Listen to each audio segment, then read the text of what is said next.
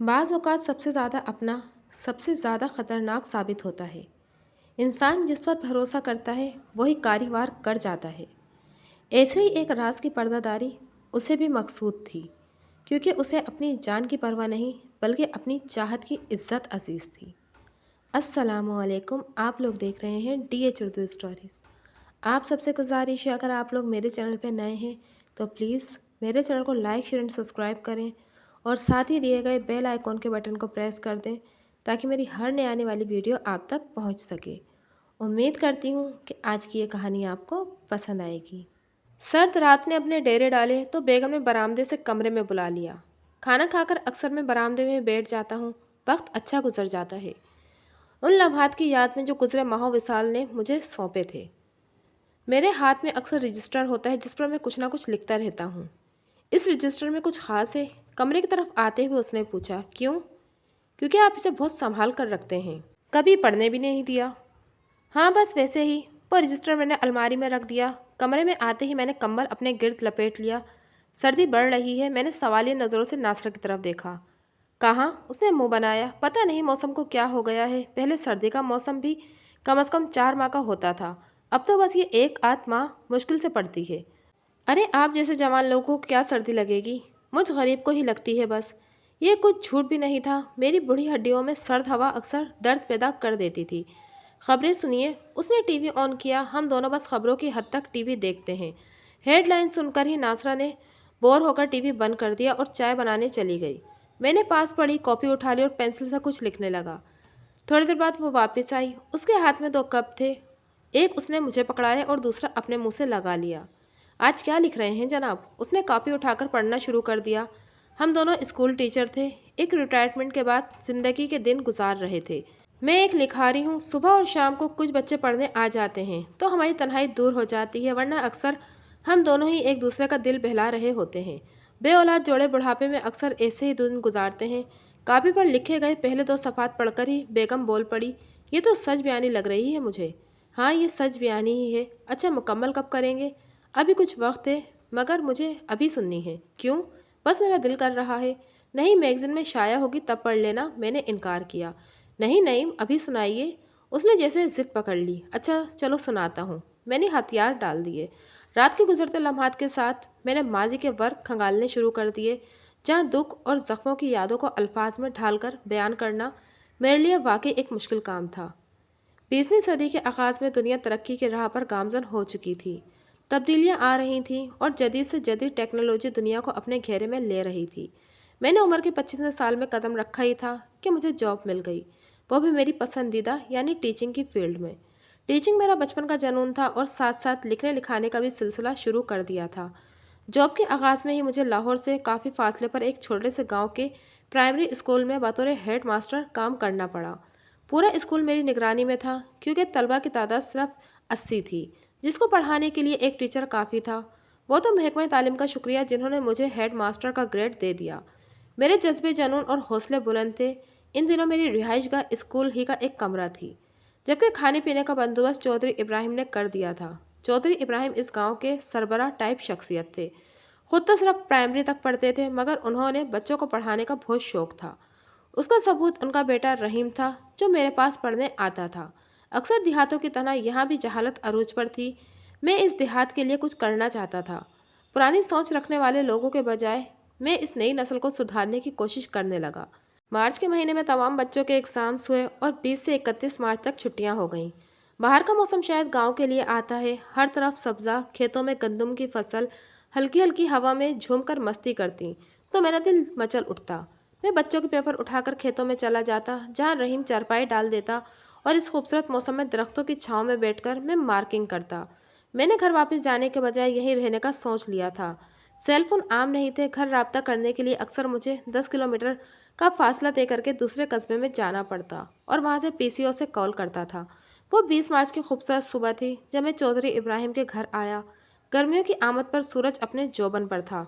पसीने की हल्की हल्की बूंदें मेरे माथे पर चमक रही थीं, क्योंकि मैं स्कूल से यहाँ पैदल आया था। मैंने दरवाजे पर दस्तक दी। रहीम बाहर आया। मुझे देखकर उसने जल्दी से सलाम किया। मैंने सर हिलाकर जवाब दिया, तुम्हारे अब्बू कहाँ हैं रहीम? वो बाहर गए हैं उस्ताद जी। अच्छा, कितनी देर तक आएंगे? बस आने वाले हैं, आप आइए, बैठक में बैठ जाएं। वो दरवाजे से गायब हुआ और बैठक का दरवाज़ा खोला। बैठक रिवायती गांव के कमरे जैसी ही थी। मेहमानों को बिठाने के लिए यहाँ कुर्सियाँ और चारपाई रखी गई थी। मैं कुर्सी पर बैठ गया। क्या काम है अब्बू से? आपको उस्ताद जी।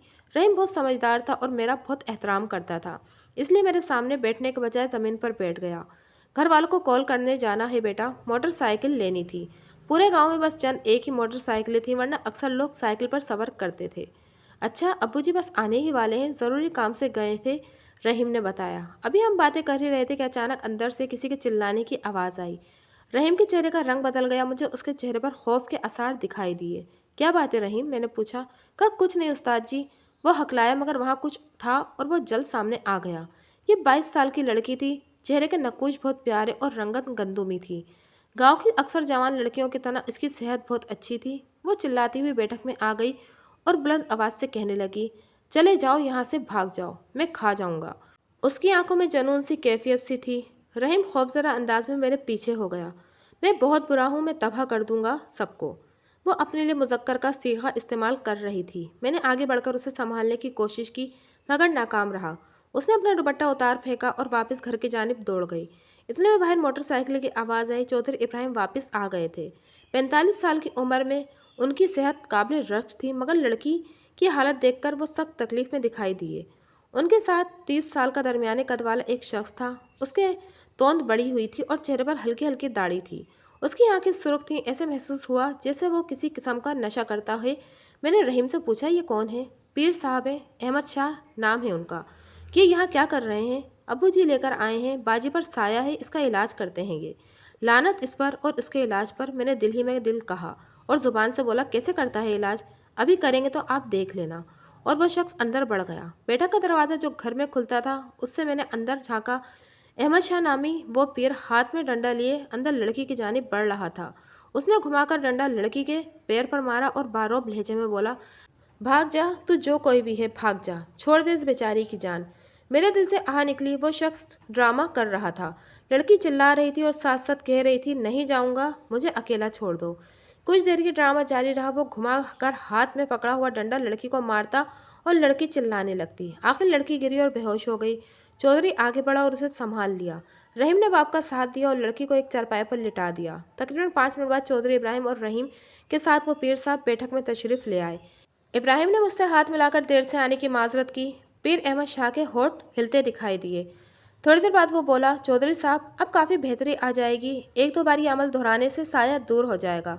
मगर पीर जी, पिछली बार भी आपने ऐसा ही कहा था। चौधरी साहब कुछ उलझन में थे। मेरा अंदाज़ा गलत था। ये कोई ज़िद्दी जिन है जो इस मासूम की जान को चिमट गया है। जान छोड़ेगा मगर मुश्किल से। उसका लहजा उसके चेहरे का साथ नहीं दे रहा था। मैंने ये बात महसूस की मगर चुप रहा, क्योंकि गांव के लोग अक्सर पीरों के मामले में शिद्दत पसंद होते हैं। थोड़ी देर बाद जब वो रवाना हुआ तो उसके हाथ में 1000 का नोट दिखाई दिया। अलबत्ता चौधरी साहब का चेहरा परेशानी की गवाही दे रहा था। चौधरी साहब, मैं और रहीम साथ वाले गांव जा रहे हैं, मुझे घर कॉल करनी है। मैंने इजाज़त मांगी। उन्होंने बाखुशी इजाज़त दे दी और अपनी मोटरसाइकिल की चाबी निकाल कर दी। कॉल करके वापस आते हुए मैं और रहीम एक रेडी के करीब रुक गए। हमने फ्रूट चाट मंगवाई और करीब ही बेंच पर बैठ गए। यहाँ एक बार फिर रहीम ने ज़मीन पर बैठना चाहा, मगर मैंने ज़बरदस्ती उसे अपने साथ बिठा लिया।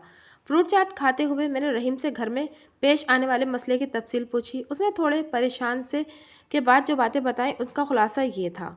इब्राहिम की एक ही बेटी सलमा थी, जिसकी पैदाइश के तकरीबन 10 साल बाद बेटा रहीम पैदा हुआ था। आम गांव वालों के बरक्स इब्राहिम ने बेटे और बेटी में कभी फ़र्क नहीं किया था। सलमा घर भर की लाडली बच्ची थी।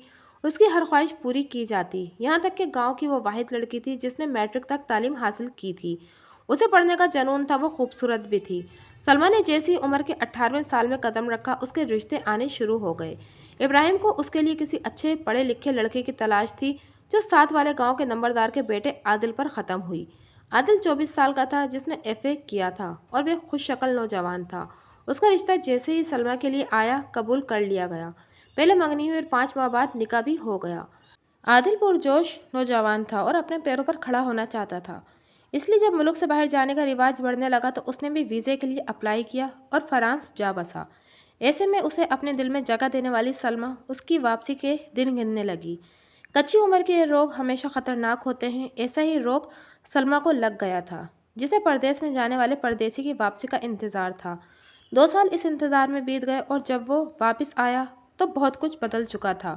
اپنے گاؤں کی مٹی اسے دھول لگتی تھی جسے سانس کی بیماری ہونے کا خطرہ تھا۔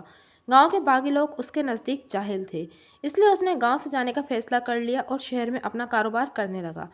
چودھری ابراہیم اس کے بدلتے رنگ کو دیکھ چکا تھا۔ بیٹی کے مستقبل سے خوف زدہ ہو کر اس نے عادل کے باپ سے رخصتی کی بات کی، مگر عادل کے باپ کے بجائے عادل کا جواب آیا جو ایک طلاق نامے کی شکل میں تھا۔ عادل نے شہر میں ہی شادی کر لی تھی۔ ابراہیم کے گھر میں گویا قیامت ٹوٹ پڑی۔ ایک ہی بیٹی تھی اور اس کے نصیب میں بھی رخصتی سے پہلے ہی طلاق یافتہ ہونے کا داغ لکھ دیا گیا تھا۔ اس حادثے کے بعد پورے گھر میں چپ نے ڈیرے ڈال لیے۔ عجب اداسی کا موسم رہتا۔ رحیم کی شرارتیں بھی کسی کو ہنسانے میں ناکام رہتی۔ سب سے زیادہ اثر سلمیٰ پر پڑا جو بے قصور تھی مگر ذمہ دار ٹھہرائی جاتی۔ یوں زندگی کے 8 ماہ اسی طرح گزر گئے۔ عادل شہری بیوی کو لے کر گاؤں آ بسا۔ سننے میں آیا تھا کہ اسے کاروبار میں نقصان ہوا ہے۔ سلمیٰ کے لیے اب کوئی رشتہ نہیں آتا تھا۔ طلاق یافتہ لڑکی کو سب عجیب نظروں سے دیکھتے۔ رفتہ رفتہ زندگی معمول پر آنے لگی تھی کہ ایک اور طوفان تباہی لے آیا۔ سلمیٰ پر عجیب قسم کے دوڑے پڑنے لگے تھے۔ وہ رات کو گھر سے غائب ہو جاتی اور اکثر صبح کی اذان سے کچھ پہلے چیختے ہوئے گھر میں داخل ہوتی۔ وہ خود کو مرد کہتی تھی اور سب کو کہتی کہ مجھ سے دور رہو ورنہ تباہ ہو جاؤ گے۔ ابراہیم نے ہر طرح کا علاج کروایا مگر نتیجہ صفر تھا۔ کچھ دنوں سے احمد شاہ آ کر سلمیٰ کو بری طرح تشدد کا نشانہ بناتا مگر چند دن نارمل رہنے کے بعد سلمیٰ دوبارہ پھر اسی طرح ہو جاتی۔ نیک دل لوگوں کا یہ گھرانہ سخت مشکل میں تھا۔ ساری بات سننے کے بعد میں نے ٹھنڈی سانس لی۔ 12 سال کا رحیم اداس دکھائی دیا۔ مجھے اس بچے پر ترس آ رہا تھا۔ واپسی پر میں نے ابراہیم سے بات کرنے کا فیصلہ کر لیا۔ وہ بیٹھک کے باہر لگے کیکر کے درخت کے نیچے بیٹھ کر حقہ منہ سے لگائے گہری سوچ میں گم تھے۔ چودھری صاحب، یہ حقہ بری عادتیں چھوڑ دیں۔ میں ان کے قریب بیٹھ کر بے تکلفی سے بولا۔ ارے نہیں میاں، یہ حقہ تو ہم گاؤں والوں کے لیے ایک نعمت ہے اور کچھ نہ ہو تو اسے ہی منہ سے لگا کر دل بہلا لیتے ہیں۔ وہ پھیکے انداز میں مسکرائے۔ چودھری صاحب، ضروری بات کرنی ہے آپ سے۔ میں نے سوالیہ نظروں سے اسے دیکھا۔ حکم کرو میاں، کیا بات ہے؟ وہ مجھے میاں ماسٹر جی کہہ کر پکارتے تھے۔ آپ کی بیٹی سلمیٰ کا مسئلہ کچھ سمجھ نہیں آیا؟ میں نے ڈرتے ڈرتے پوچھا۔ انہوں نے گہری سانس لی اور اداس لہجے میں جواب دیا، بس ماسٹر جی، شاید زندگی میں کیے گئے کچھ گناہوں کی سزا مل رہی ہے مجھے، مگر چودھری صاحب جو طریقہ احمد شاہ صاحب نے اپنایا ہے وہ درست نہیں۔ یہاں سائے بھگانے کے لیے یہی علاج کیا جاتا ہے۔ یہ سائے جن بھوت بس قصے کہانیاں ہیں، ان کے وجود سے انکار نہیں کیا جا سکتا مگر نفسیاتی مسائل میں ان کو گھسیٹ لانا کہاں کی عقل مندی ہے؟ تم شہر سے آئے ہو ماسٹر جی، ایسے ہی کہو گے، ہم دیہاتی لوگ ہیں، ہمیں کیا خبر؟ خدا نے عقل ہر انسان کو دی ہے چودھری صاحب، چاہے وہ گاؤں میں رہتا ہو یا شہر میں، بس چیزیں کو گہرائی سے سوچنا آنا چاہیے۔ میں نے انہیں سمجھانا چاہا تو میاں آپ ہی بتاؤ کیا کروں میں؟ وہ بے بسی سے بولے، اس کا علاج شہر میں کروائیے کسی اچھے نفسیات کے ڈاکٹر سے، مگر کیسے لے جاؤں جوان بیٹی کو شہر میں؟ اگر اس کی زندگی منظور ہے تو ضرور لے جائیں، ورنہ احمد شاہ مار مار کر اس کی جان لے لے گا۔ مجھے غصہ آ گیا۔ کچھ سوچتا ہوں اس کے انداز میں رضامندی تھی، شاید وہ خود بھی احمد شاہ کے طریقہ کار سے مطمئن نہیں تھا۔ میں نے 10-15 منٹ اور ان کو سمجھایا اور کافی حد تک مطمئن کر دیا۔ کچھ دیر بعد جب میں وہاں سے اٹھا تو چودھری ابراہیم سوچ میں گم تھے۔ 22 مارچ کی دوپہر کو ٹھنڈی ہوا نے ماحول کو خوشگوار بنا رکھا تھا۔ میں اپنے ساتھ لائے ہوئے ناولوں کے ڈھیر میں سے چند ناول نکال کر لایا اور اسکول کے میدان سے تھوڑا دور ہٹ کر ایک درخت کی نرم چھاؤں میں بیٹھ گیا۔ نیچے دری پڑی تھی جس پر بچے بیٹھتے تھے۔ میں اس پر لیٹ کر ناول پڑھنے ہی لگا تھا کہ رحیم آتا دکھائی دیا۔ اس کے ہاتھ میں لسی سے بھرا جگ تھا۔ ارے رحیم، یہ تکلیف کیوں کی؟ ابا جی نے کہا ہے آج دھوپ تیز ہے تو استاد صاحب کو دے آؤ۔ ٹھنڈی اور میٹھی لسی نے موسم کا مزہ دوبالا کر دیا۔ 2-3 گلاس پی کر میں نے منہ صاف کیا۔ شکریہ بول دینا چودھری صاحب کو۔ آپ خود بول دیں استاد جی، انہوں نے بلایا ہے آپ کو، رحیم نے بتایا۔ اچھا، مجھے حیرت ہوئی، کیا کام ہے؟ پتہ نہیں، اس نے نفی میں سر ہلا دیا۔ میں ناول واپس کمرے میں رکھ کر رحیم کے ساتھ ہی چل پڑا۔ چودھری صاحب آج بیٹھک میں لیٹے ہوئے تھے۔ میں نے سلام کر کے ان کے پاس بیٹھ گیا۔ خیریت ہے چودھری صاحب؟ ہاں، دراصل آج میں نے نہیں، سلمیٰ نے تمہیں بلایا ہے، انہوں نے الجھتے ہوئے لہجے میں جواب دیا۔ سلمیٰ نے؟ میں نے حیرت سے ان کی طرف دیکھا۔ اسے مجھ سے کیا کام؟ یہی تو میں سوچ رہا ہوں، اس کی طبیعت؟ ایسا کچھ نہیں، ابراہیم نے میری بات کاٹی، وہ بالکل ٹھیک ہے ابھی، بس ہفتے میں 1-8 بار دورہ پڑتا ہے جب رات کو غائب ہوتی ہے۔ اچھا چلو میں مل لیتا ہوں اس سے۔ میں نے رضامندی ظاہر کی تو چودھری نے رحیم کو آواز دی، ماسٹر صاحب کو سلمیٰ کے کمرے میں لے جاؤ۔ گاؤں میں پردے کی کافی سختی ہوتی ہے مگر اس وقت بات کچھ اور تھی جس کی وجہ سے چودھری صاحب نے مجھے اندر جانے دیا۔ سلمیٰ ایک کمرے میں اکیلی بیٹھی تھی۔ कमरे में बेड मौजूद था और नीचे कालीन बिछा था। ये शायद उसी का कमरा था जो घर के गेट के करीब था। सलमा की उम्र 22 से कुछ ऊपर होगी, जबकि चेहरे के नक्कुश बहुत प्यारे थे। उसकी शख्सियत में सबसे ज़्यादा मुतासिर करने वाली चीज़ उसकी सियाह आंखें थी, जिनमें आज दीवानगी के बजाय सुकून नजर आ रहा था। न जाने मुझे क्यों लगा कि इन आंखों में एक दुनिया आबाद है। चंद लम्हात के लिए सही, मगर मैं उसकी आंखों की गहराई में डूब गया। वो हल्के से खांसी, शायद मेरा इस तरह देखना उसे अच्छा नहीं लगा था। उसने मध्यम आवाज़ में मुझे सलाम किया। मैंने सर हिलाकर जवाब दिया, खैरियत, आपने मुझे क्यों बुलाया? मैं डायरेक्ट मतलब की बात पर आ गया। मैं उस खतरनाक हुस्न रखने वाली लड़की के साथ ज़्यादा देर नहीं ठहरना चाहता था। रहीम बता रहा था कि आप कहानियाँ लिखते हैं। जी लिखता हूँ, मैंने चंद तहरीरें पढ़ी हैं आपकी। उसने करीब पड़े रसाइल की तरफ इशारा किया जो रहीम मुझसे चंद दिन पहले लाया था। नईम साहब, आप बहुत अच्छा लिखते हैं। ज़िंदगी की तल्ख सच्चाइयों को अपने अल्फाज में बयान करना एक मुश्किल काम है, जिसे आप बाखूबी करते हैं। वो मेरी तारीफ़ कर रही थी, लेकिन मैं उसके अल्फाज सुनकर हैरान हो रहा था। वो कहीं से भी चंद दिन पहले वाली सलमा नहीं लग रही थी। शुक्रिया। मैं आज आपसे एक दरख्वास्त करना चाहती हूँ। जी बोलिए। मैं आपको कुछ बातें बताऊंगी जिसे आप कहानी की शक्ल में लिखेंगे। हैरानी का एक झटका लगा, मगर क्यों? बस है कुछ वजूहात, बल्कि हो सकता है कि आपको मेरी चंद बातों की समझ ना आए, इसलिए रजिस्टर पास रख लें और मेरी बातें लिखना शुरू कर दें। उसे जैसे यकीन था कि मैं उसकी बात मान लूँगा, और ऐसा ही हुआ। कुछ सेकंड के लिए मैंने उसकी आंखों में झांका और मुझे उसकी बात मानना पड़ी। वो मध्यम लहजे में बोलना शुरू हुई। वो बिल्कुल पहले जैसा था, वही आंखें, वही लहजा, वही बातें। मैं उसके शहर में जकड़ी हुई थी। उसने मुझे आज़ाद किया, मगर मुझे आज़ादी नसीब ना हुई। मेरी रूह में वो मौसम ठहर चुका था। मेरी ज़िंदगी सिर्फ उसी के नाम थी। यूँ लग रहा था जैसे वो किसी और दुनिया में गुम है। मैं तेज़ तेज़ लिख रहा था, वो बदला नहीं था, मगर अचानक हमारे दरमियान कोई आ गया। उसने हमारी दुनिया उजाड़ दी। वो जो कहता हम वो करते थे, ये जाने बगैर कि वो हमें तबाह कर रहा है। मुझे ऐसा लगा जैसे फिर उस पर दीवानगी तारी हो जाएगी, मगर वो संभल गई। आप कल फिर आना, मैं आपको पूरी बात बताऊंगी। उसके चेहरे पर तकलीफ के आसार थे। इतने में चौधरी साहब के घर काम करने वाली मासी नज़ीरा अंदर दाखिल हुई। सलमा ने मुझे बाहर जाने की इजाज़त दे दी और मैं तेज़ कदम उठाता बाहर आ गया। काफ़ी वक्त गुजर चुका था, धूप ढल रही थी। बैठक में चौधरी इब्राहिम मेरे लिए खाना लिए बैठे थे। मैं वहीं बैठकर खाने लगा और कुछ जानने के लिए बेचैन थे, मगर मेरे चेहरे पर गहरी संजीदगी देखकर खामोश रहे। खाना खाकर मैंने उनसे कहा, सलमा कुछ सीखना चाह रही है मुझसे, इसलिए मुझे कुछ दिन मज़ीद आना होगा। आप रहीम को भेज दिया करें। चौधरी साहब ने असबात में सर हिला दिया। अब मैं चलता हूँ। इस शाम वक्त गुजारना मुश्किल हो रहा था। मुझे ऐसा लग रहा था कि सलमा पर आज फिर दीवानगी तारी होगी। रात 10 बजे तक मैं जागता रहा। स्कूल के पास ही जिम्मेदार अब्दुल्ला का घर था। वो मेरा बहुत अच्छा दोस्त था। मैंने उससे कहकर चाय मंगवा ली और रात को जागने का फैसला कर लिया। चाय के 3 कप पीकर मैं रात 12 बजे के करीब चौधरी इब्राहिम के घर के पास चला गया। शहरी ज़िंदगी में रात 12 बजे कुछ ज़्यादा वक्त नहीं, आधे से ज़्यादा शहर जाग रहा होता है, मगर गांव में हर तरफ खामोशी छा जाती है। इस खामोशी में दूर किसी खेत से गीदड़ों के चिल्लाने या कुत्तों के भौंकने की आवाज़ दखल देती थी। घर के पास खड़े मुझे अभी कुछ देरी हुई थी कि मैंने एक साय को गेट से बाहर निकलते देखा। वो खेतों के सिमत जा रहा था। मैं भी खामोशी से उसके पीछे चल पड़ा। गांव में अगर यूं हमें कोई देख लेता तो क़यामत आ जाती। चौधरी इब्राहिम के घर से 1 किलोमीटर फासले पर ट्यूबवेल था। उसके साथ एक छोटा सा कमरा भी बना हुआ था। ये खेतों की रखवाली करने वाले इस्तेमाल करते थे। मैंने चाल से महसूस किया कि वो मर्द नहीं बल्कि औरत है। बहरहाल वह जो कोई भी था, ट्यूबवेल के पास खड़े एक आदमी से मिला। आदमी के हाथ में लालटेन थी। रोशनी में उसका चेहरा देखकर मैंने गहरी सांस ली। वो सलमा नहीं थी और सामने वाला आदमी भी मेरे लिए अजनबी था। दूसरे दिन मौसम गर्म था। दोपहर 2 बजे मुझे रहीम लेने आया। मैं उसके साथ चला आया। आज चौधरी इब्राहिम घर पर नहीं थे। सलमा की माँ भी शायद किसी की इयादत के लिए गई हुई थी। सलमा ने रस्मी कलमात के बाद मुझे करीब पड़ी कुर्सी पर बैठने का इशारा किया। कुछ राज राज ही अच्छे लगते हैं। ये अगर खुल जाए तो हकीकत तकलीफ देती है, इसलिए ये जानने की कोशिश भी मत करें। उसकी बात सुनकर मैं चौंक गया। ऐसा लगा जैसे वो मेरे ताक़ुब के बारे में जानती हो। राज तब तक राज अच्छे लगते हैं जब तक उससे किसी अपने को तकलीफ ना हो, मैंने जवाब दिया।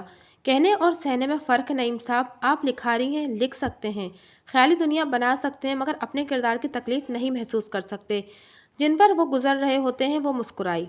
आज वो बिल्कुल नॉर्मल नज़र आ रही थी। बेड पर चंद तस्वीरें बिखरी पड़ी थी। ये तस्वीरें क्यों बिखरी पड़ी हैं? मैंने हल्के फुल्के लहजे में कहा। अजीब चीज़ है ये तस्वीरें, इन यादों को संभाल कर रखती हूँ जो कभी भूलती नहीं। उसने हाथ बढ़ाकर सब तस्वीरों को समेट लिया। उन तस्वीरों में सलमा के साथ उसकी फैमिली नजर आ रही थी। एक तस्वीर शायद उसके निकाह के वक्त खींची गई थी।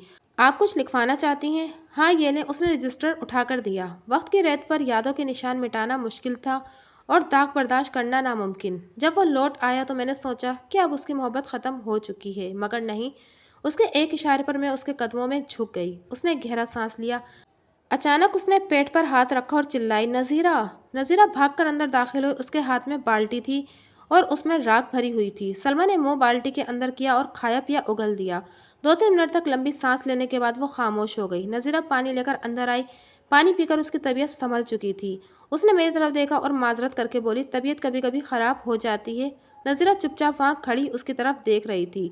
उसने नज़ीरा को बाहर जाने का इशारा किया। मोहब्बत क्या है और हवस क्या है? मर्द और औरत का रिश्ता क्या है? इसका फैसला शायद कोई ना कर सके, मगर मुझे वो सब कुछ गलत नहीं लग रहा था।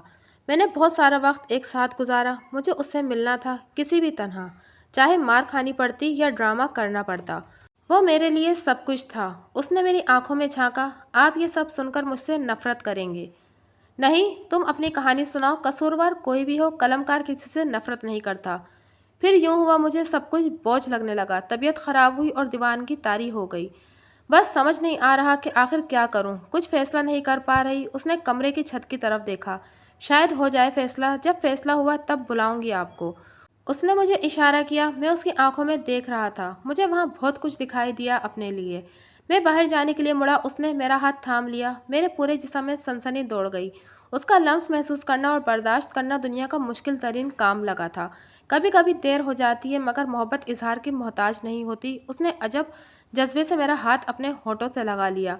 कुछ देर बाद होठ हटाकर बोली, फैसला कुछ भी हो, आपको ज़रूर बताऊंगी। मगर बताने की नौबत नहीं आई। उस रात ट्यूबवेल के करीब सलमा की लाश मिली। उसे गला घोंटकर मारा गया था। उसका कातिल ना मिल सका। गांव वालों का ख्याल था कि जो जिन उस पर आशिक था उसी ने उसे मार दिया है। इस वाक़ये के 6 माह बाद मेरा ट्रांसफ़र हो गया और मैं लाहौर के हाई स्कूल में आ गया। रात का 1 बज चुका था। नासरा और मैं जाग रहे थे। आपने बहुत कुछ नहीं बताया अभी। क्या? वो शख्स कौन था जिसने सलमा मिलने जाती थी? खुद अंदाज़ा लगा लो। मैं मुस्कुराया। ठीक है, फिर मैं कल सब बताऊंगी। उसने ठोस लहजे में कहा। मुझे इंतज़ार रहेगा। दूसरी रात खबरनामे के बाद नासरा मेरे पास लेटी बता रही थी, सलमा आदिल से मोहब्बत करती थी। तलाक के बाद जब आदिल वापस आया तो वो उससे मिलने जाती थी। अपना यह राज छुपाने के लिए उसने खुद को पागल जाहिर कर रखा था और सब समझते थे कि उस पर जिन आशिक है। इस ड्रामे ने उसकी मुलाकातों को आसान बना रखा था। नज़ीरा उसके पैगाम पहुंचाती थी, लेकिन उसके ज़मीर पर तब बोझ बढ़ गया जब आदिल की ख्वाहिशात बढ़ी और उसने सलमा को हासिल कर लिया। जल्द सलमा को अंदाज़ा हो गया कि आदिल उसके जिस्म से मोहब्बत करता है, मगर तब तक देर हो चुकी थी। वो आदिल के बच्चे की माँ बनने वाली थी। उसकी मुलाकात आपसे हुई, एक ऐसे शख्स से जिसको वो सब बताकर अपने दिल का बोझ हल्का करना चाहती थी, मगर उसे आपसे मोहब्बत हो गई। आप भी शायद उससे हमदर्दी रखते थे। बेगम मेरी तरफ देखकर मुस्कुराई। सलमा उम्मीद से थी और अपने इस गुनाह के बोझ तले दबकर परेशान थी और किसी फैसले पर पहुंचना चाहती थी, लेकिन कत्ल कर दी गई। यानी उसकी मौत ने उसकी मंजिल को आसान कर दिया। लेकिन सवाल यह है कि कातिल कौन था? उसने सवालिया नज़रों से मेरी तरफ देखा। हल करो ये केस, मैं सोने लगा हूँ। मैंने करवट बदली। 15-20 मिनट बाद उसकी आवाज़ आई, कातिल आप थे। मैं उठ बैठा। कब? कैसे? 3 लोग वाकिफ थे सलमा के राज से, आदिल, आप और नज़ीरा। उसने उंगलियों पर गिनवाया। आदिल उसे मार नहीं सकता था और ना ही उसमें इतनी हिम्मत थी कि अपने बच्चे की माँ बनने वाली औरत को कत्ल कर दे। जबकि एक गवाह यानी नज़ीरा जानती थी कि आदिल उससे मिलता है। रह गई नज़ीरा तो वो ज़्यादा उम्र की थी और एक कमज़ोर औरत थी। बाकी रह गए आप सलमा से मोहब्बत करते थे और आपने उसकी मुश्किल आसान कर दी। ये सिर्फ एक अंदाज़ा है, कोई सबूत या दलील? मैंने पूछा। अभी लाई। वो उठ कर गई। कुछ देर बाद जब वो वापस आई तो उसके हाथ में एक बहुत पुराना रजिस्टर था जिसके सफ़ात बड़े हो चुके थे। ये सलमा की वो बातें हैं जो आप लिखते थे और इसके एंड पर आपने लिखा है, वो मोहब्बत ज़रूर थी, मगर उसकी मुश्किल आसान करने के लिए मुझे ये करना पड़ा। अब बताएं। उसकी आखिरी बात सुनकर मैं चुप हो गया। हाँ, ऐसा ही था। मुझे मारना पड़ा उसे और वो चुपचाप मर गई मेरे हाथ से। मुझे पहचान कर इन्हीं हाथों को चूमा था उसने और इन्हीं हाथों ने उसकी जान ले ली। मैं उसकी गोद में सिसकने लगा। उसने अपने बाजू मेरे गिर्द हमाइल कर दिए।